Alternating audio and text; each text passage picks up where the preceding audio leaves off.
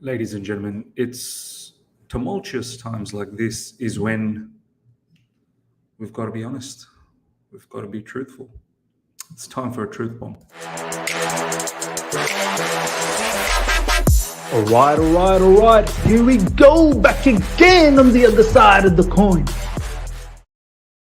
All right, welcome back to the other side of the coin, ladies and gentlemen. It is that time again. Time to say the truth. Time to be honest. And I think when things go pear shaped, when things starts declining, it's it's good to come out and let out your feelings, let out what is holding you back so that you can move on with life. I have to be honest, post that loss against Arsenal, it's been tough. It's been tough. I think I understand now finally what some people say, that sports can affect your mental health. It really can, especially fans like us, you and me, and many others, who follow Chelsea on a regular basis and follow the news, follow the matches, follow the players. It becomes part of your life in a significant manner. You have your family, and this becomes really a second family. And when your team goes through pain, especially the way we lost to Arsenal Football Club, I know it's 1-0, but we got battered. We got battered. And especially when you expect that, nah, surely we've got to get a win here. We haven't had a win for a little while at home in front of our home crowd. This is the last match in front of the home crowd before the World Cup. Hopefully the fans will get something to celebrate. And instead, the battering we took, it was tough. It was tough. I'm not going to lie. So this particular truth bomb, it's timely now. It's timely. So look, we're going to do this in 4 parts. We're going to try and look at 4 different shareholders, I suppose, 4 different aspects. Graham Potter, you've got the players, you've got the fans, and you've got the owners. These are the 4 aspects that we're going to focus on. Let's start with Graham Potter. Ladies and gentlemen, he's not going anywhere. Like, for all the people that are saying Graham Potter out or this, that, the other, he's not going anywhere. He signed a 5-year contract at £12 million a year. That's 60 million deal. That's a huge, huge deal. And on top of that, we paid something around 20 million to release him from Brighton. There is no way Todd Bowley and the new ownership are going to get rid of him. And do you know what? I don't want them to get rid of him either. It's mad. It's only been 2 months, and for his football to come into fruition will take a bit of time, and we'll get to that. The other reason why I don't want him to get going is I'm sick and tired of this manager chopping and changing. And we'll talk about this when we go into the players aspect of things. These players, it's not fair that they keep getting away with all of this. Do you know what I mean? We've had Sarri get sacked, Frank Lampard get sacked, Thomas Tuchel gets sacked. We can't have another manager. We need to allow a manager to build, have his players, completely his players, embed his philosophy, and all the different things that we're doing outside of footballers, outside of the field, I suppose, doing those hiring of head of recruitment, director of recruitment, technical director. Todd Bowley's talking about multi-dimensional structure to buy other clubs. It will be very, very strange if Todd Bowley was to be sacked or let go of right now. After the fact that we've let go of Thomas Tuchel, it would be very, very strange. So I don't want this manager to go. As I said, too many managers previously has gone by, and we need to be able to keep a manager right now. However, having said that, and on top of that, before we go into the other side of the Graham Potter situation, we can't just now all of a sudden forget the fact that what Graham Potter did in Brighton. We know the level of work that he did in Brighton. We know how fantastic that was. And you can see Brighton are now ahead of us in the Premier League table. So his level of work can be very, very fruitful. Having said that, I need Graham Potter to realize at the same time this is Chelsea Football Club. Brighton, you're not going to get. It took him what, 3 years to get Brighton to play the kind of football that they were playing. You're not going to get that type of time at Chelsea Football. You will get time, but you've got more resources here than Brighton. No disrespect to Brighton, you've got more resources here. Supposedly better players as well. So whatever time it took you to get going at Brighton and to get them to play the kind of football you wanted them to play, it's got to be quicker, tad bit quicker. Not 3 years, maybe in 2 seasons, maybe in 1.5 seasons.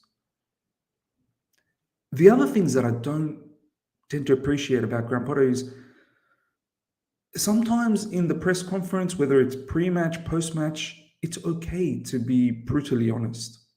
The fact that Graham Potter came out off the back of yesterday's match saying the boys gave it everything. We saw the stats. There's some ridiculous stats going around. I've got my Twitter page open. I'm just going to quickly read it out. Some ridiculous stats going around. Aubameyang had a total of 8 touches. Okay, well, some can say Erling Haaland has less touches, but he scores. Mason Mount lost the ball more times, 16, than accurate passes, 13. He's lost the ball more times than accurate. It's ridiculous.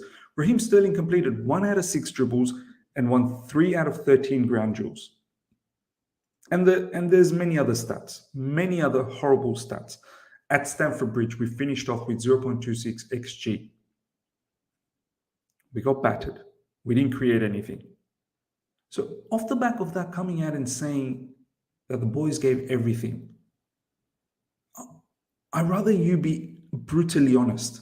I'd rather you say, we've got to improve and we've got to improve fast. That level of performance is not acceptable at Stamford Bridge or anywhere else.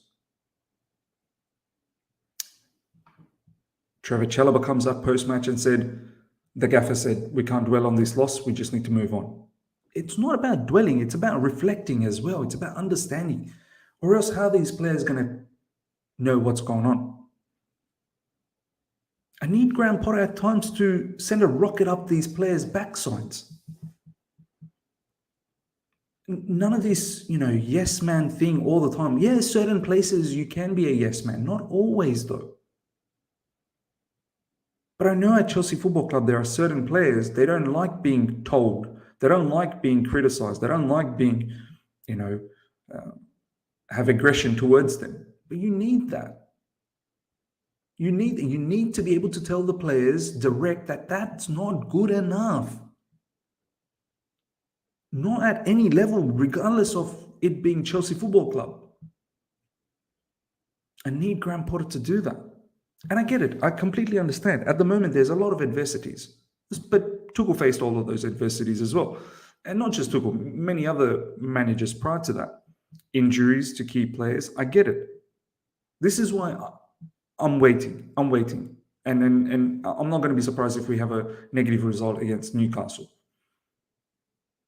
I'm waiting for the January window. I'm waiting for the World Cup to finish.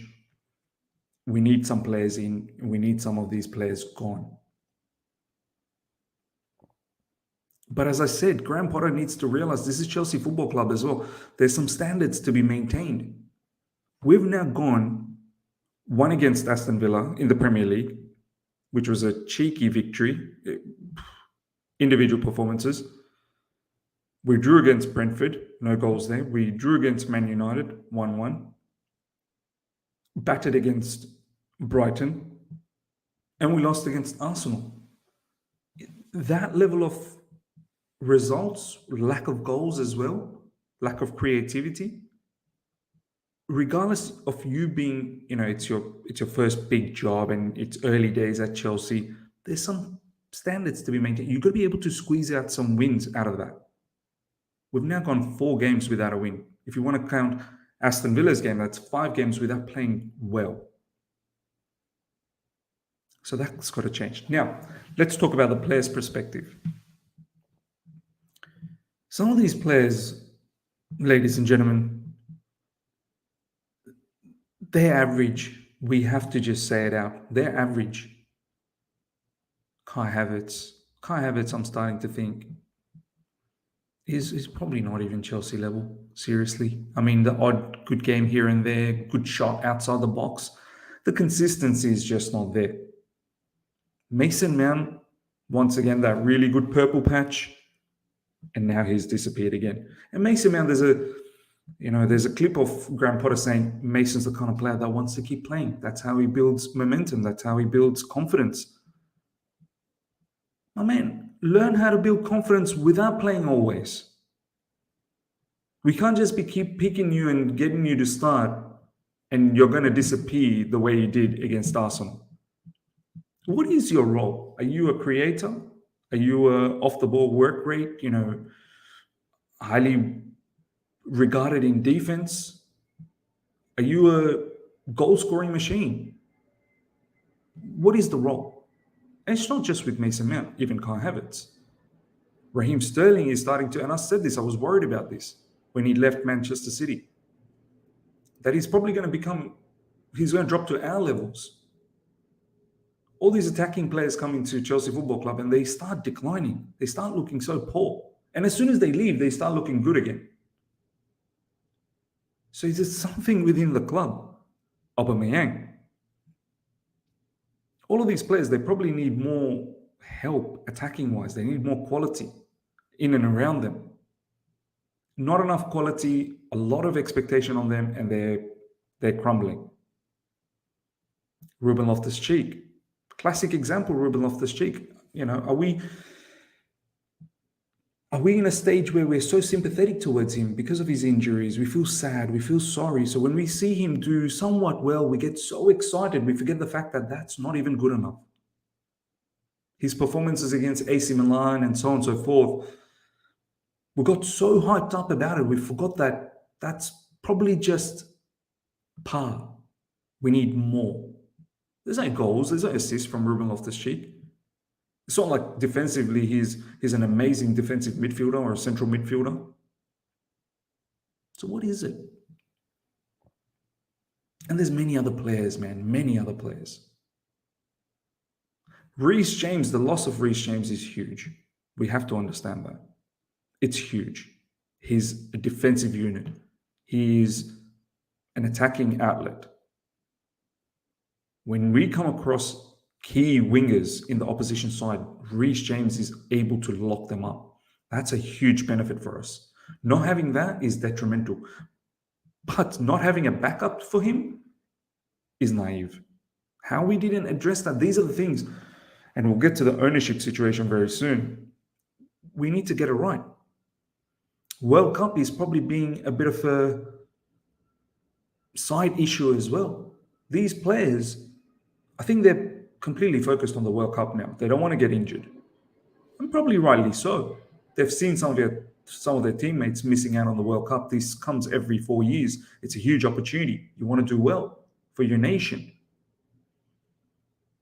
We could, hopefully, I'm hoping we see a different attitude once the World Cup is finished. Because right now, there are certain players, I don't think they're giving 100%. It's definitely playing in their mind. And I think Thomas Tuchel said that earlier this season, that it definitely is playing in their mind. But we have to be honest, come January window, we cannot be lazy. We have to be focused. Players that shouldn't be around must be let go of. Hakim Ziyech needs to go. Christian Pulisic, what is the situation? He can't seem to get a start, man. All these players, and once again, this is the other thing about Graham Potter. I appreciate the fact that you want to keep using same individuals to build chemistry, but at the same time, if they keep dropping stinkers, you got to allow other players like Christian Pulisic get an opportunity. And if we can't seem to give him starts, then we have to think about elsewhere. We need to start thinking about maybe replacing him with someone else. Midfield. Right back. Attacker. January window, we need to be better. The last thing I want to say about the players scenario before we go into fans and owners is fine, back the players, but at the same time, guys, let's demand more, man. It's not good enough. It's not good enough.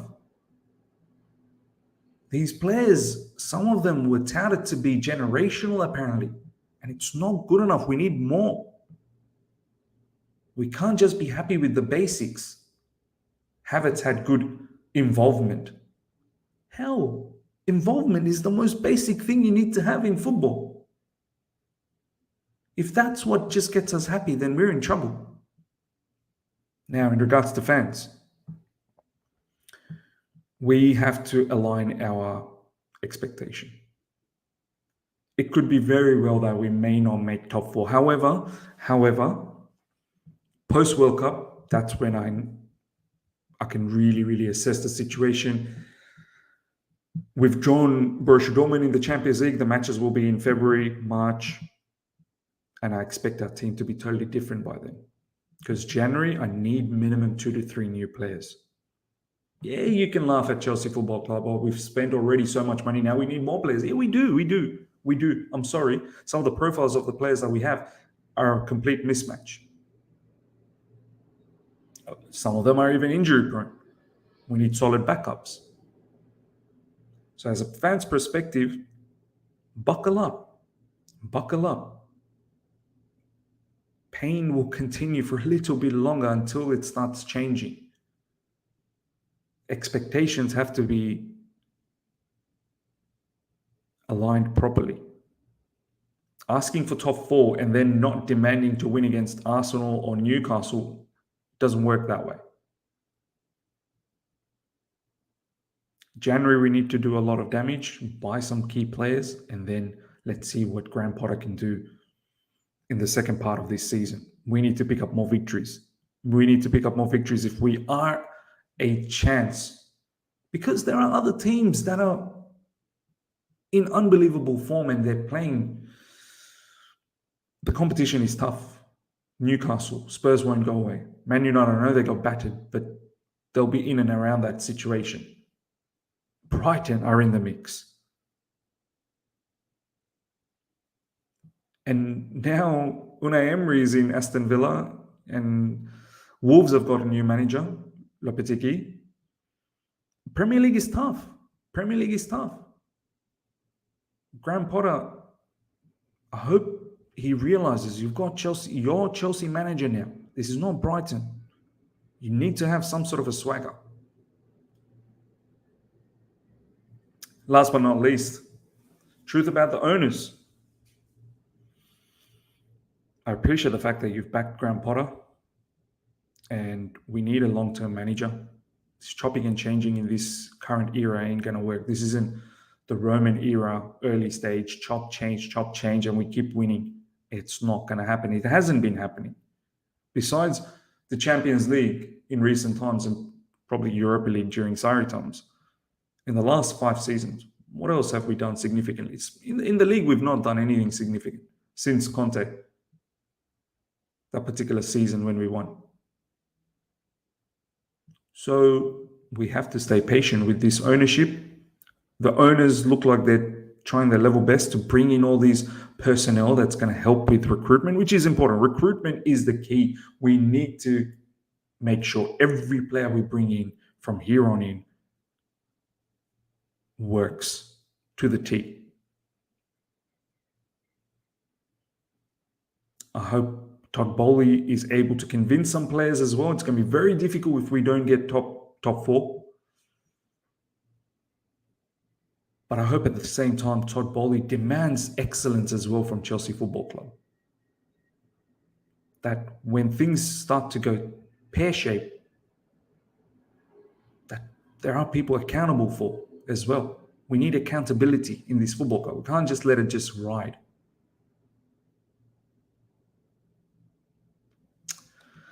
So that's about it, ladies and gentlemen.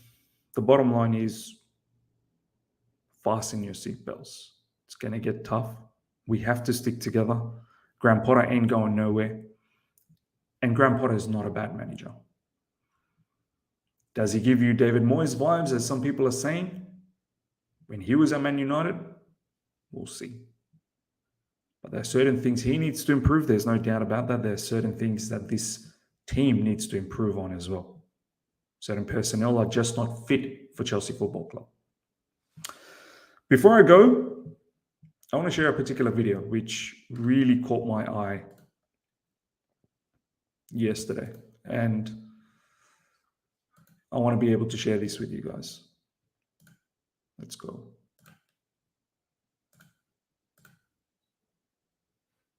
Actually, hold on. I have to share the sound.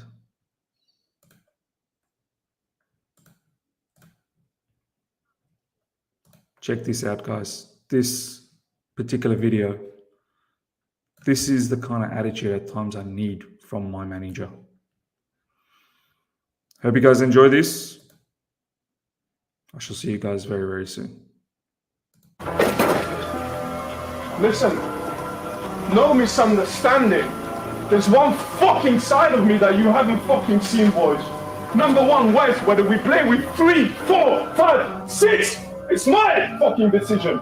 And I take the responsibility if we lose and if we don't perform well. The second thing, Zach, last time I talked about your attitude, you come off, I don't need a fucking smile, but I need the attitude. That's perfect.